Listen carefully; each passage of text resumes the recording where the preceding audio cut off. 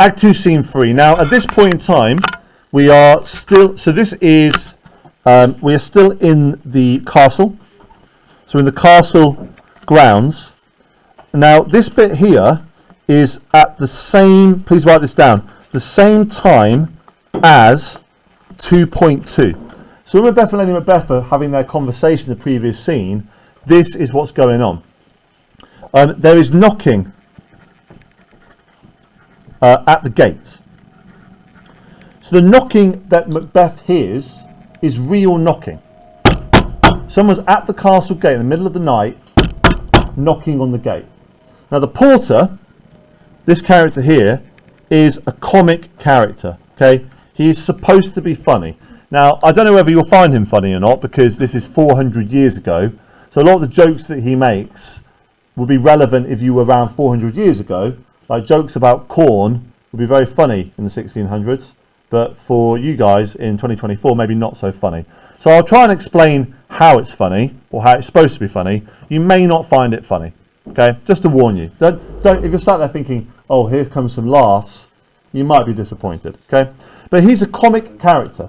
Now, his job is to basically run the gate. So if someone comes, he greets them, sorts out their bags. If you stay in a hotel, there'll be a porter who will sort of take your bags for you and show you where to go. Right? If you go to hospital, they have porters as well. It's still a common job that goes on. Now again, notice this, right? This is some advanced stuff. The porter does not speak in poetry. He speaks in what we call prose. Now when you look at a character like Macbeth, so you see here, right? So he speaks in poetry. Notice how the lines are like this, right? So give me the daggers, the sleeping and the dead. Okay? So they speak in poetry. The porter does not, right? Knock, knock, knock, who's there? In the name of Beelzebub, here's a farmer. He speaks in what we call prose. Now prose is writing with no meter. Any guesses why the porter does not speak in prose? Very good. Very, very good. He's what they would call a lower class character. Right? The noble characters, Macbeth and Banquo and Duncan, speak in poetry because they're educated, right? And they can speak with fluency in poetry. The working class characters like Porter, right? He speaks in verse because he's not educated. Now this is one of the genius things that Shakespeare does.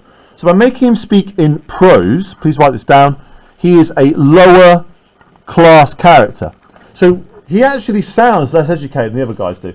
He doesn't speak in metaphors and beautiful similes. He speaks in verse, right? Here's what he says. Here's a knocking indeed. If a man were porter of Hellgate, he should have an old turn in the key. Knock, knock, knock, who's there? So some people think that's where the knock, knock joke comes from. You know, the knock, knock, who's there joke, right? This is the origin of that whole thing. Who's there? In the name of Beelzebub. Who's Beelzebub? The devil. So he's pretending that he's the porter of hell, right? He says, if I was the porter of hell, right, who's here? But there's kind of a creepy tone to it, right? In the name of Beelzebub, here's a farmer that hanged himself on the expectation of plenty. So here's a farmer who has committed suicide because he thought he'd have more crops than he did.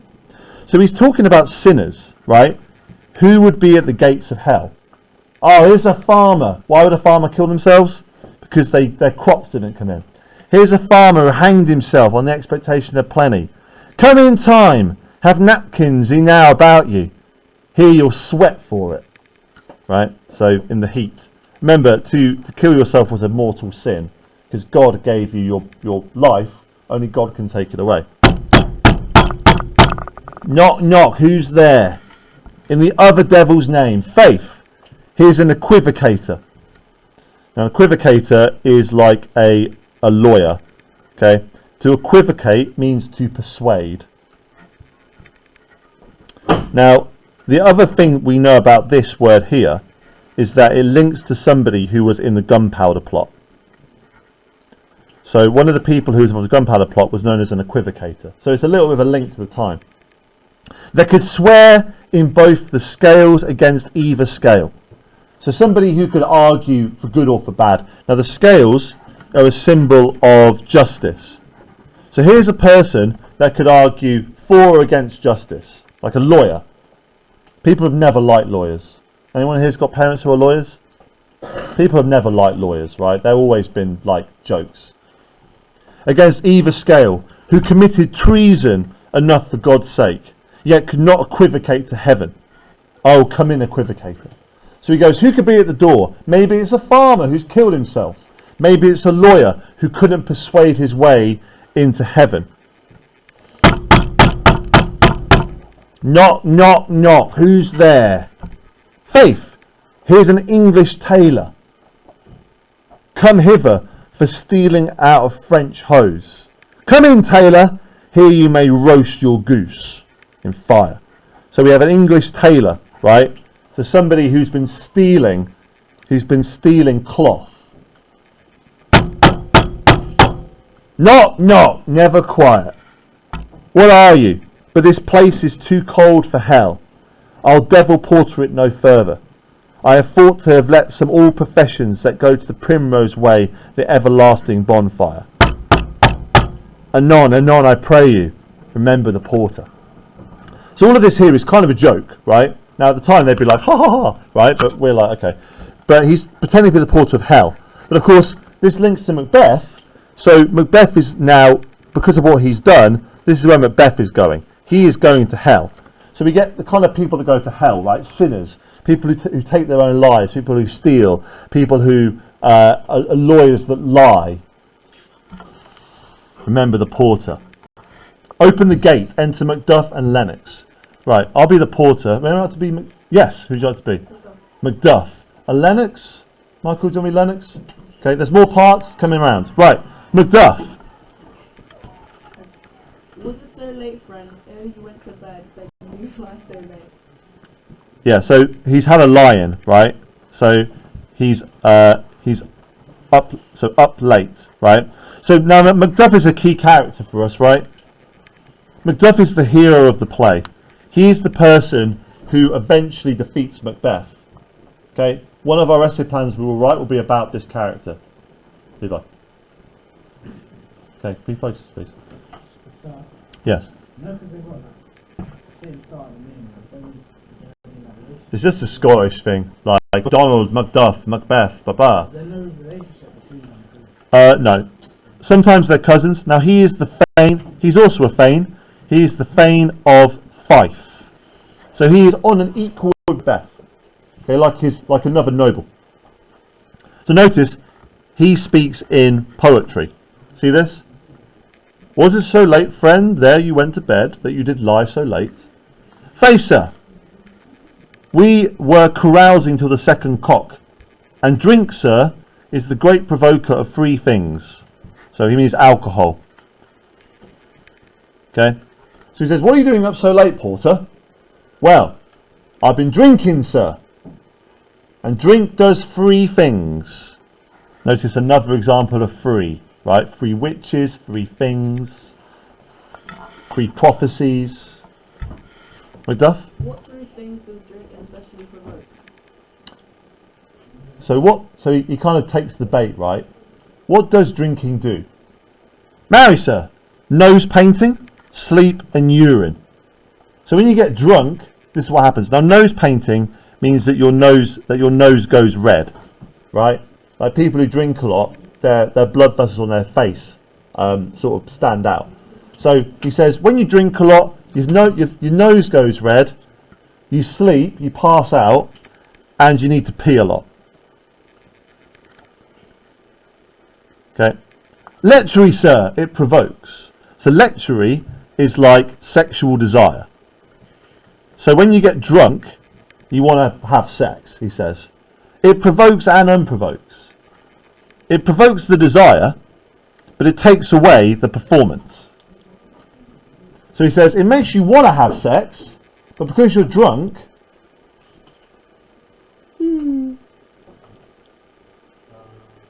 Can't do anything with that. Right? It provokes the desire, but it takes away the performance. Therefore, much drink may be said to be an equivocator with lechery. It makes him, and it mars him. Sets him on, takes him off. Persuades him, disheartens him. Makes him stand to, and not stand to. In conclusion, equivocates him in a sleep, and giving him the lie leaves him. So it's a joke, right? This is a joke. So he says, what happens when you get drunk? You want to have sex, but you can't get an erection, right? It makes you want to have sex, but you can't do it. He then makes the same joke 4 times, right? So makes him, mars him, sets him on, takes him off, persuades him, disheartens him, and then in case the audience haven't got the joke, they literally say, makes him stand to, and not stand to. So these are all erection jokes, right? Why is he doing it? To make the audience laugh. They find it funny, right? It's funny. It's always been funny. Macduff. I believe drink gave thee the lie last night. Yeah, so he says, you seem a bit mad, right? There, I did, sir, in the very throat of me, but I requited him for this lie, and I think, being too strong for him, though he took up my legs sometimes, yet I made a shift to cast him. Is thy master stone? Yeah, so Macduff gets a bit bored. He gets a bit bored of the porter. He says, "Is thy master stirring?" So the master is Macbeth. Is Macbeth awake? Enter Macbeth. Macduff, still Macduff. Our knocking has awakened him. Here it comes. Ah, right. So now we know who was knocking. So the people knocking were Macduff and Lennox. So they were the ones that were knocking on the gate. So Macbeth is awake. Has Macbeth been to sleep? No, he's pretending. He's pretending. Right, I need a Macbeth. Max, you were first up for that. Sorry. Right, Lennox. Good morning, sir. Good morning, sir. Is the king stirring? What does he say? Not yet. Yeah, so is the king, is he awake? Now again, remember this. Remember this, please. What we know, what they know. So every time Macbeth answers this question, he's lying. Is he awake yet? Not yet. Of course. Macduff. He did command me to King Townlord, and I have almost slipped the hour. I'll bring you to. Yeah, good. So he says the king has ordered Macduff to wake him up. He says, I've almost slipped the hour, so he's almost late. So the king trusts Macduff, right? Wake me up. I'll bring you to him. So again, these are all lies, right? Macbeth is pretending, and he has to try and act like he doesn't know what's going on. Okay. Page, please. I know this is joyful trouble to you, but yet 'tis one. I'll make so bold to call, but 'tis my limited service. Good, right. So he goes out. Now this is the key bit, right? So he says, he's going to go wake the king. So he says to Macbeth, oh, it's a joyful trouble to you, which is a nice oxymoron. So it's like, it's difficult having the king, but it's also an honour having the king. And he goes, yeah, we delight in doing it. So he's just lying all the time, right? All the time. He goes out into the king's room. Lennox. Good the king tends to be. He does. He did it. The night has been a moon where we made our chimneys were blown down, and as they say, lamenting heard I the earth.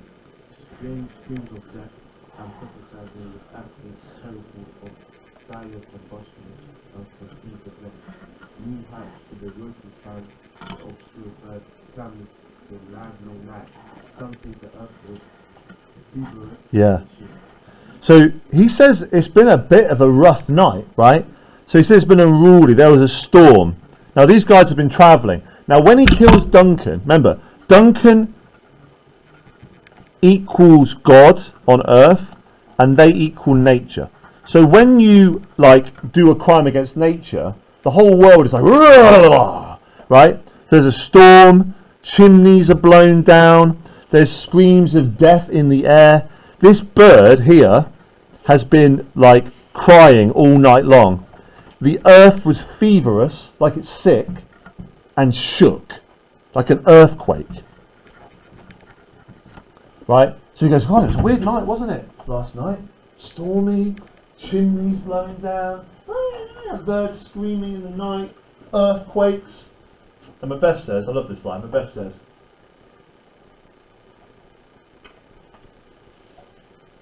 you're Macbeth, aren't you? Yeah. It was a rough night. Yeah, it was a rough night. Right? Looks like, did you last night? Storms, there were birds screaming. Oh yeah, it was a rough night. So he kind of almost like, he underplays it. He's like, oh yeah, it's rough. He doesn't want to talk about it, right? It was a rough night. Lennox? Oh, my young remembering not having no affinity. Yeah, so he says a parallel is an equal. So he says, I can't remember any night as bad as that, right? My young remembrance, so he's a young man, I cannot parallel, right? It was unique, if you like. It was, the night was unique. Enter Macduff. Now Macduff, you are shocked, right? Oh, horror, horror, horror. Tongue nor heart cannot conceive nor name thee. Yeah, so he comes out and he's like, this is a great quote, by the way, for essays, because it's super easy to remember. Horror, horror, horror. Remember, the O is about emotion. So here, he would be shocked. Oh, horror, horror, horror! Tongue nor heart cannot conceive or name thee. So he can't, like, it's so shocking. So he's so shocked that he cannot say what he has seen. Right? Then Macbeth and Lennox together. What's the matter? What's the matter? What's the matter, Macduff? Confusion now hath made his masterpiece. Most scraggliest murder. Hold on. Sacrilegious. Sacrilegious. Great word. Not scragglious. Sacrilegious means against God. Right? So sacrilegious murder. Yes. You know when it says Macbeth Lennox, is that them saying the same things? Yeah. What's the matter? Yeah.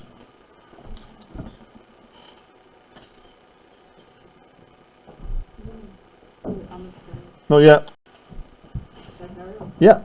Murder hath broke oak the Lord's anointed temple and stole thence the life. Oh, the building. Yeah. Life of the building. So remember, this is of the building. So he says, now he speaks in very, very, very sort of grand metaphors. So notice he does not say the king is dead, but he describes the king metaphorically. He says, confusion has made his masterpiece. So this is, I'm so confused. I'm so shocked and confused. Sacrilegious murder have broke open the Lord's anointed temple. So he says it's like someone has broken into the kingdom of God and stolen the life of the building. It's like somebody has, it's like a thief. So that the murder is like somebody has stolen life itself. So he exaggerates and says this is a terrible thing that's happened. Now look at Macbeth lying, right? Macbeth? What is she saying? The lie? Yeah. So he's again pretending. What? What do you mean the life? Huh? Lennox, you're also shocked as well. Approach the chamber and destroy your sight with a new gorgon. Do not bid me speak. See and then speak yourself. Yeah, so he says, go look at yourself. Now he says here, destroy your sight with a new gorgon. Does anyone know what a gorgon is? A gorgon? Do you know a gorgon, mate? And like a what, sorry? That's an organ. That's an organ. A gorgon is, the gorgon was Medusa. Have you heard of Medusa? Snake hair. What happens if you look in Medusa's eyes? Turn to stone. He says that viewing what he has seen will turn you to stone. So he says, go to the chamber, see for yourself. But the image is so horrible that it will turn to stone. Right? Do not make me speak. See and then speak yourselves. So he doesn't want to. Levi. He won't say it, right? Exit Macbeth and Lennox. So they go into the chamber, right? Macduff. Awake, awake, ring the alarm bell, murder and treason. Banquo and Donalbain, Malcolm, awake. Shake off the downy sleep. Death's Counterfeit, yeah. counterfeit. And look on death itself. Up, up, and see the great doom's image. Malcolm, Banquo, as from your graves, rise up and walk like sprites. To counterance this horror, ring the bell. Yeah, so he starts to scream, right? And he notice how many exclamation marks there are here, right? Awake, awake! Murder, treason, Malcolm, awake! So these are the king's sons. Wake up! Right? Look on death itself, the great doom's image. So he's shouting a lot, trying to wake everybody up. Right? So there's lots of exclamation marks you can talk about, okay, which shows, again, him shouting about what's going on. Enter Lady Macbeth. Now again, she also has to fake shock, right? She's very good at this. You'll like this. Right, I need a Lady Macbeth, please. Theo, thank you. What's the business that such a hideous trumpet proves on the sleeps of the house? Speak. Yeah. So what's hideous trumpet? So he says, what's woken us up this morning, right? O gentle lady, it is not for you to hear what I can speak. The repetition in a woman's ear would murder as it fell. Yeah. This is great, right? Who likes a nice bit of 400-year-old sexism? Right. Good. You'll like this then, right? He says. What does he say? Joe, you can discuss this, right? You can discuss this. I'll read this to you again. So, oh, gentle lady. Now, that's wrong, isn't it? Straight away. Oh, gentle lady, it's not for you to hear what I can speak. The repetition in a woman's ear would murder as it fell. What is he saying? What's he saying? The repetition in a woman's ear would murder as it fell. Talk about it to each other. What do you think? He's saying a woman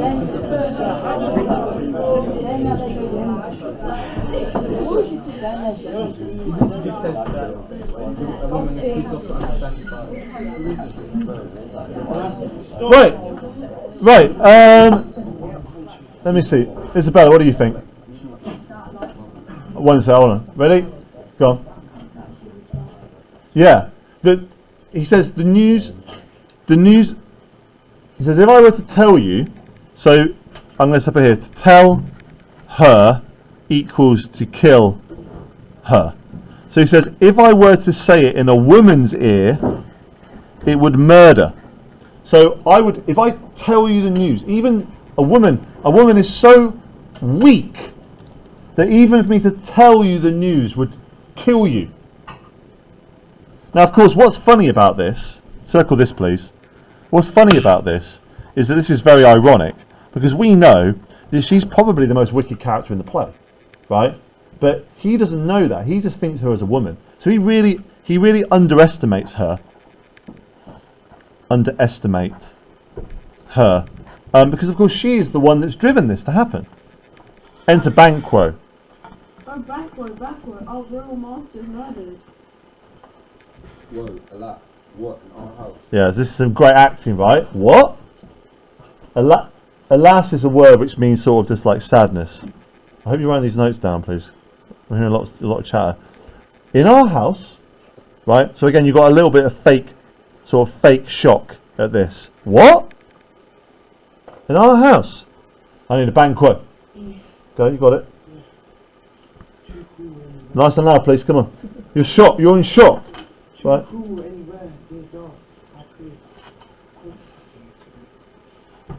Why are you whispering?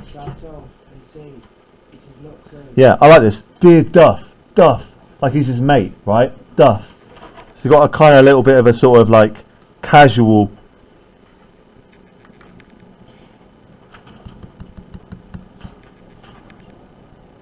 Casual vibe to it, right? Contrary, say it's not so. Say it's not so. Right? Re-enter Macbeth and Lennox. Had I but died an hour before this chance, I had lived a black dream. So from this instant, there is nothing serious in your time. Good. Now, this is very important. This is him again. This is him lying. So this is somebody Look now. Notice Macduff's reaction, right? Macduff's reaction is this: "Oh, horror, horror, horror!" Ah!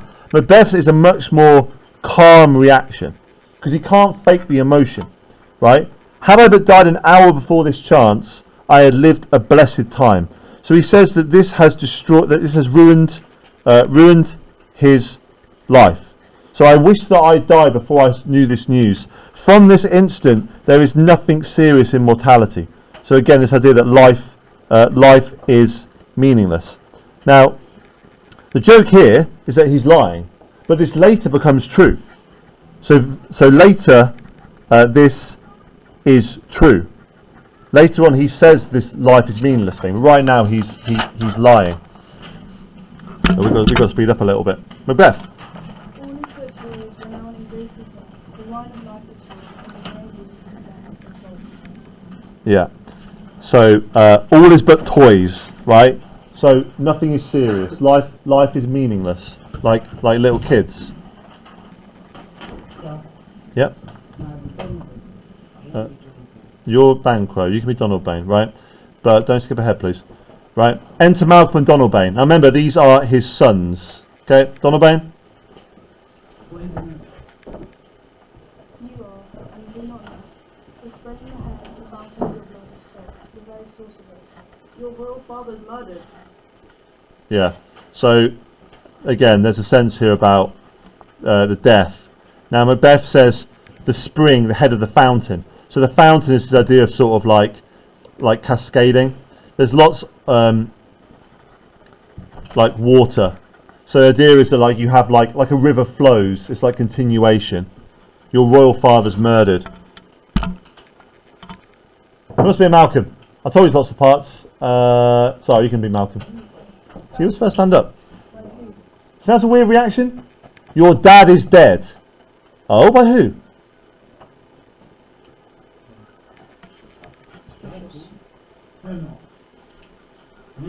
Oh, those of this chamber, as it seemed, had done it. Done it, yes. Their hands and faces were and bags with blood. So were their daggers, which unwiped we found upon their pillars. They stared and were distracted. No man's life could be trusted with them. Good. So the plan has worked, right? Lennox says, "Oh, it was the guards, right? Those of his chamber, the guards. It was the guards that did it. We found them with the blood on their daggers. They are guilty." Oh, yeah, I agree with that I just So he killed them, right? So he killed them. He says that it was in a rage. So in a rage, he killed them. Why did he actually kill them? Go on.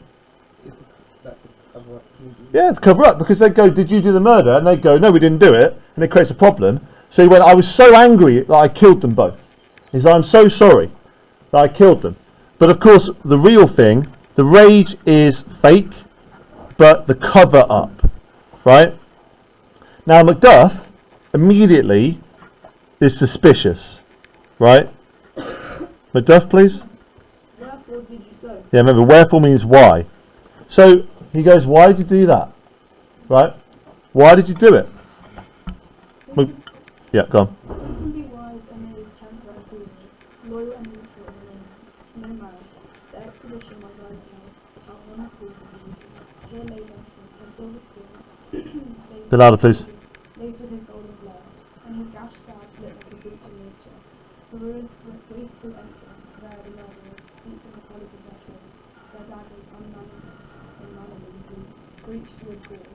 Who could refrain that had heart to love, and in that heart courage to make ends meet? Yeah, so this is his excuse. Now, in a weird way, he's actually really talking. Levi, I need you to focus, please. It's starting to bore me a little bit. Don't say sorry, then do it again, though, please. Right, it's by himself. So Macduff says, "Why did you do it?" And he said, "What person can be wise in a moment, right? How can I be loyal to the king and not be passionate?" So he says that he's passionate, but he says the passionate comes from his love. He says, he calls it violent love. "I murdered them because I loved the king so much," right? "When I saw his body," right, silver skin, golden blood, like he is a prize, and I saw the stabs in him, and the murderers were there covered in blood, who could refrain? So who would not do what I did, that had a heart to love, and that heart courage to make one's makes love known. So he says, I did it out of love, right? The love for Duncan. So he says, don't question my loyalty, right? Don't question my loyalty. I did it out of love. But Macduff doesn't buy it at all, right? Macduff does not buy it one little bit.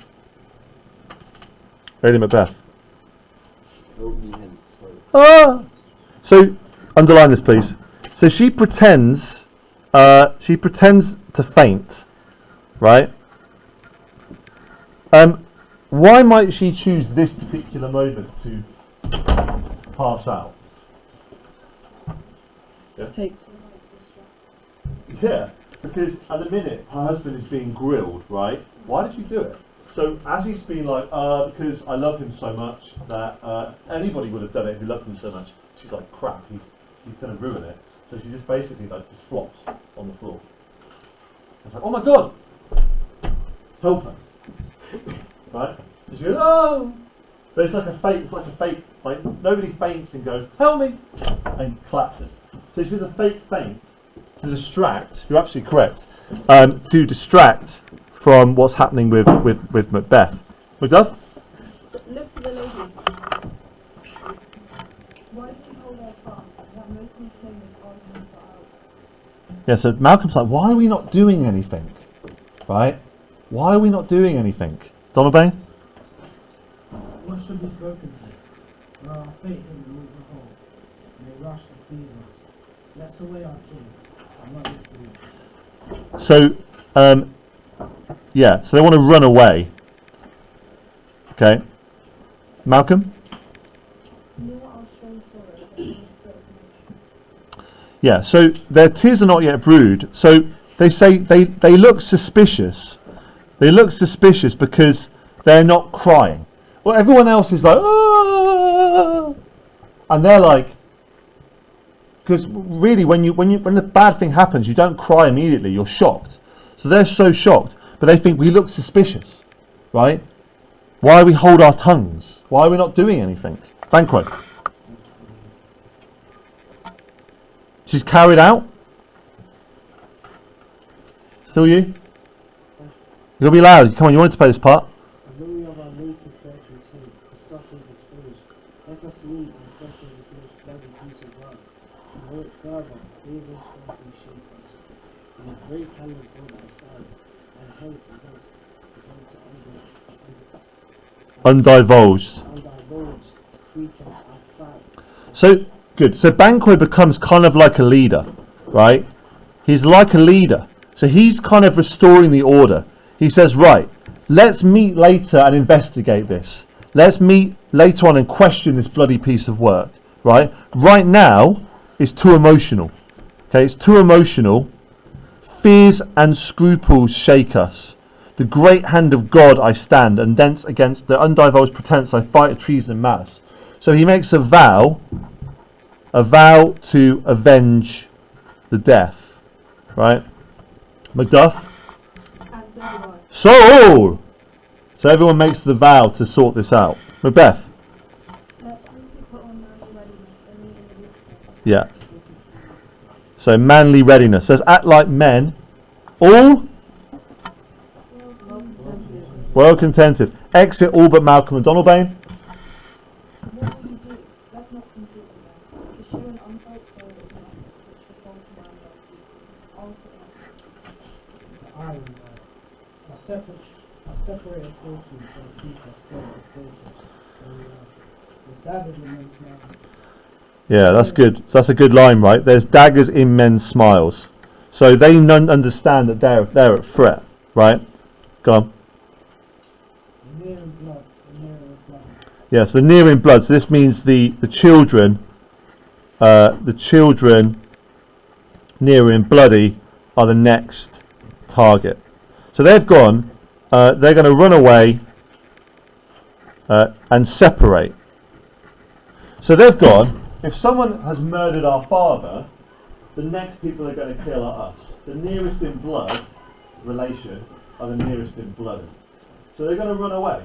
Now, a few of you asked me before, how is he going to deal with Malcolm Donalbain? I think my view is that he gets lucky. He gets lucky. They run away and they go, who's next in line for the throne? Well, probably him, the one who has 2 titles. Wait, so how old are Malcolm and Donald? We don't really know, like probably teenagers. So all these other men are like talking and they're like, what should we do? What should we do? Like, are they going to kill us next? So they're kind of scared. They run away. But what it does is, it leaves Macbeth to be the king. Right, turn the page, please.